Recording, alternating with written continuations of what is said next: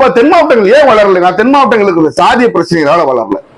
இப்ப முதல்ல நீங்க இன்னைக்கு பாத்தீங்க இல்லையா, ஹியூண்டா இண்டஸ்ட்ரி நீங்க இருக்கிற அந்த ஸ்ரீபெரும்புதூர் அந்த கார் இண்டஸ்ட்ரி வந்து ஒரு காலத்துல நாங்க சிறு பிள்ளையா இருக்கும்போது திருநெல்வேலி மாவட்டங்கள் சிறு பிள்ளையா இருக்கும்போது அங்கதான் வர மாதிரி பிளான், திருநெல்வேலி சரௌண்டிங்ல தூத்துக்குடி பக்கத்துல வர மாதிரி தான் பிளான் இருந்துச்சு. ஏன்னா அதை வச்சு தூத்துக்குடி எக்ஸ்போர்ட் பண்ணாலும் தூத்துக்குடி போட்டு யூஸ் பண்ணி பண்ணலான்னு பிளான். அந்த சமயத்துலதான் பண்ணாங்க. அந்த சமயத்துலதான் வரலாறு காணாத ஒரு மிகப்பெரிய சாதி கலவரம் தென் மாவட்டங்கள்ல வெடிச்சது. அதனால இண்டஸ்ட்ரியலிஸ்ட் என்ன பண்ணுவாங்க, எதுக்கு நமக்கு பிரச்சனை இடத்துக்கு போகணும், நீங்க ஷிஃப்ட் பண்ணிட்டாங்க.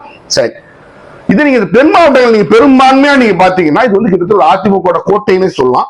அதிமுக தான் தென் மாவட்டங்கள் ஒரு ஸ்ட்ராங்கான கட்சியா இருக்கும். திமுக வந்து என்னைக்குமே டிஸ்டன்ட் நம்பர் 2 சொல்லுவாங்க, டிஸ்டன்ட் நம்பர் 2 தான் இருக்கும்.